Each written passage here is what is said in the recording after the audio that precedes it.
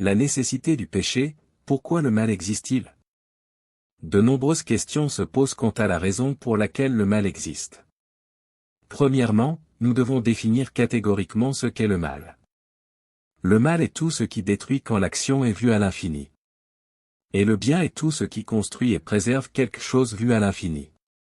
Cela semble extrêmement irrationnel, mais c'est simple à comprendre, difficile à comprendre dans son intégralité.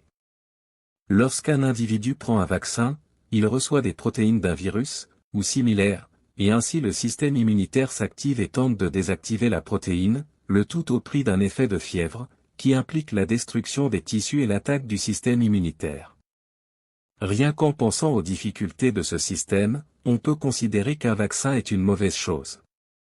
Mais le corps développe des cellules mémoire qui, en voyant à nouveau cette protéine, produisent rapidement des mécanismes pour désactiver la protéine et donc détruire le virus qui contient cette protéine. Ce qui empêche la personne de mourir, c'est-à-dire qu'à long terme, une telle utilisation d'un vaccin est extrêmement importante pour réduire le risque de décès. Il en va de même pour l'existence du mal. Il est nécessaire que les gens comprennent clairement le mal, afin qu'ils disposent de mécanismes leur permettant de rejeter le mal de manière catégorique et logique. Connaître le mal, ce n'est pas être mauvais. Et chercher à annuler le mal est une bonne chose. Mais alors, Dieu ne pourrait-il pas empêcher le mal d'exister? Il est impossible de faire en sorte que le mal n'existe pas. À moins que le bien cesse d'exister. Car le mal est la négation du bien. Une fois que vous faites le bien, vous obtenez automatiquement le mal. Il va de soi que si tout le monde était programmé pour faire quelque chose, alors il n'y aurait pas de conscience. Les personnes ou les êtres ne seraient que des machines fonctionnant pour un objectif programmé.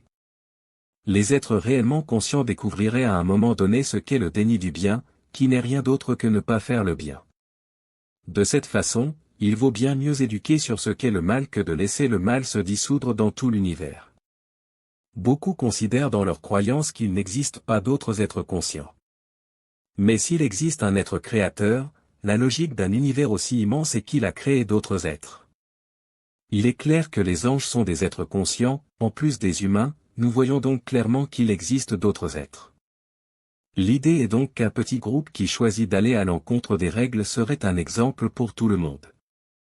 Par conséquent, nous avons que Dieu a choisi que l'homme puisse choisir des chemins différents de ceux que Dieu voudrait.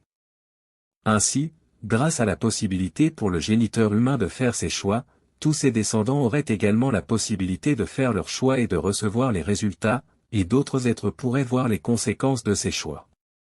Ainsi, tout le mal qui existe a été choisi par les êtres humains. Bonjour, notre vidéo est terminée, mais vous trouverez bien plus de nouvelles sur notre chaîne YouTube, Buscada Verdad, et sur notre site reformadoresdazode.com. Actualité en vidéo et texte avec divers conseils sur la santé. Thèmes historiques, archéologiques, pédagogiques, principes et vertus, mathématiques et physique, géographie et sciences, méthodologie et bien plus encore. Rejoignez notre chaîne et notre site web et vous verrez des millions de sujets abordés là-bas. Ne perdez pas de temps. La connaissance, c'est le pouvoir. On vous y attend. Jusqu'à plus tard.